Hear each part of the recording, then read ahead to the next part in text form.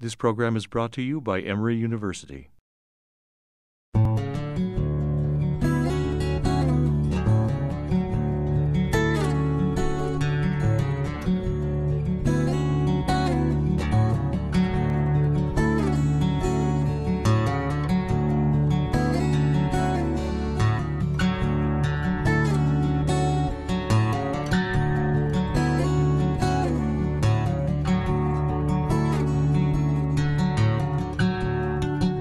So I'll try to calm my heart down because it's really happening.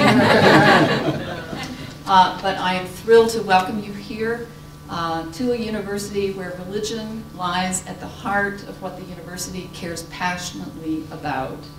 That's evident through the visibility of the Candler School of Theology, the visibility of the Aquinas Center, the visibility of our Department of Religion, and of course the extraordinary religious life that we have through the Dean of the Chapel and Religious Life out of Cannon Chapel. So welcome. We're thrilled to have you. We are deeply, deeply, deeply grateful. I can't tell you how grateful we are about the trust that you have placed in us, and we expect to earn it and be your partners for generations to come in promoting this approach to spiritual disciplines. So welcome.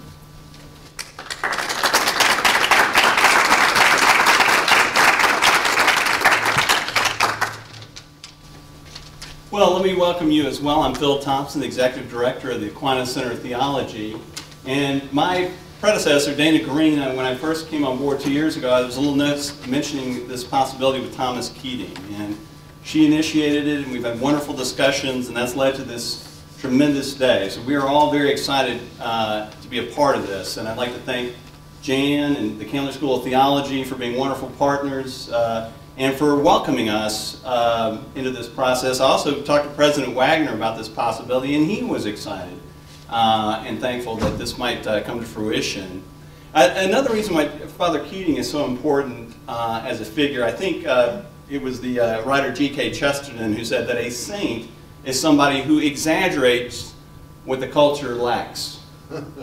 And well, we're in a culture that is so fast-paced, so much information, so much noise on an endless basis, that the thought of silence and reflection and slowing ourselves down and listening carefully to the possibilities of the divine in our society is something we desperately need. And Father Keating has been a tremendous voice for that aspiration. And so we are very, very thankful that he is coming here, but we think that message is one that will help to get out into classes and all sorts of activities here.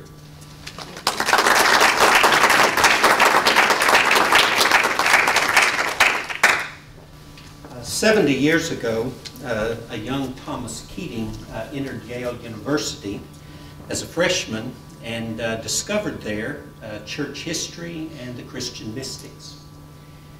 Today he enters Emory University and will himself be discovered.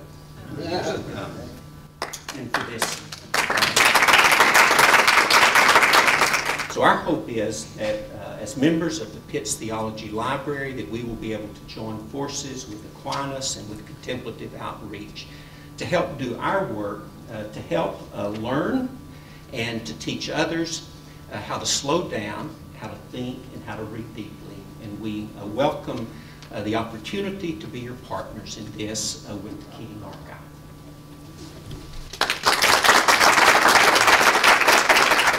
Well, good afternoon, and I add my joy to this moment. My name is Gail Fitzpatrick Hopler. I'm the president of Contemplative Outreach, and I've been with Father Keating and many other members of Contemplative Outreach for the last 26 years.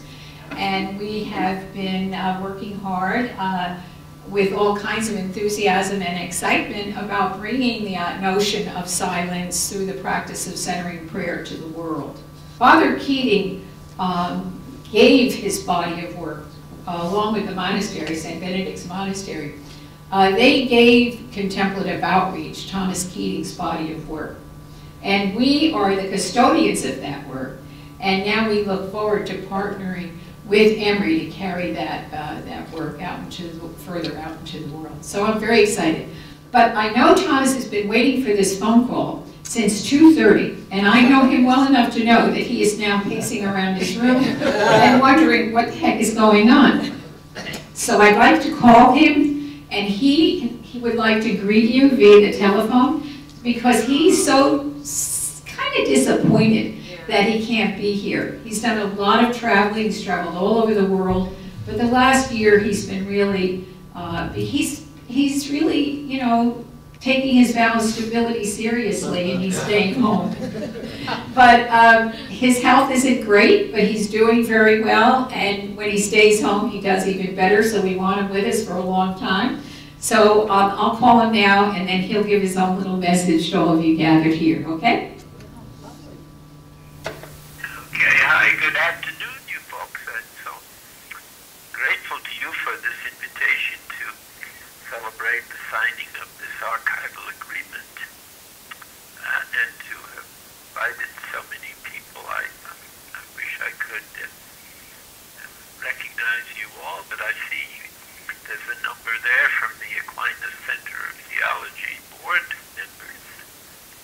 A few names I think I recognize, and then, of course, there's the speakers that you just heard who have been working closely with our gift committee. Our gift committee represents the Contemplative Outreach Leadership Team. So to be part of this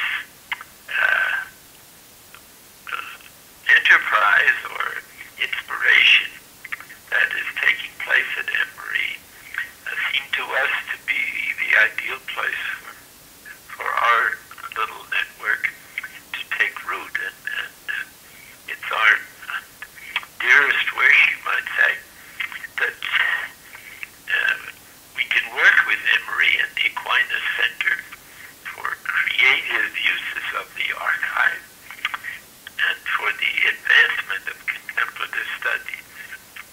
So, with all the blessings that I'm capable of giving to the work of Emory and this project, and much gratitude to all of you who worked on the agreement, and thanks for the support of all of you who are there today to further this humble project. Okay. These ready to be signed? Yes. Or just those? Okay. Cool, that sounds Go ahead.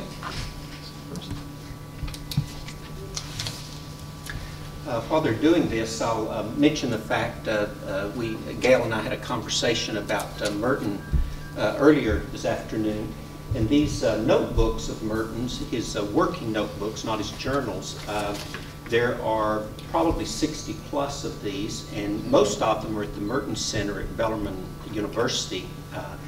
Others are at Syracuse, others are at Columbia University.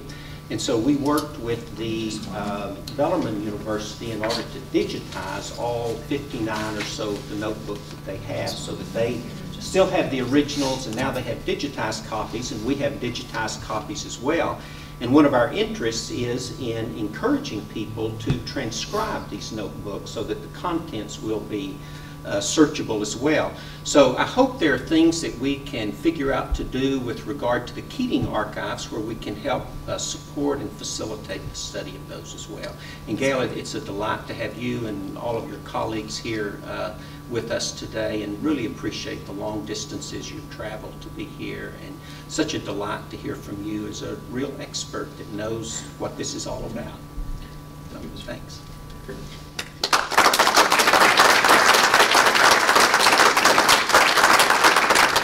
Today we celebrate the recorded life and career of Father Keating through a commitment to preserve these materials for use by future scholars, students, and laypersons alike. The similarities of the dynamic philosophies of both the Theology Library and Father Keating make this relationship a natural fit. With an open mind and an open heart, we welcome Father Thomas Keating into the Emory community. Thank you very much.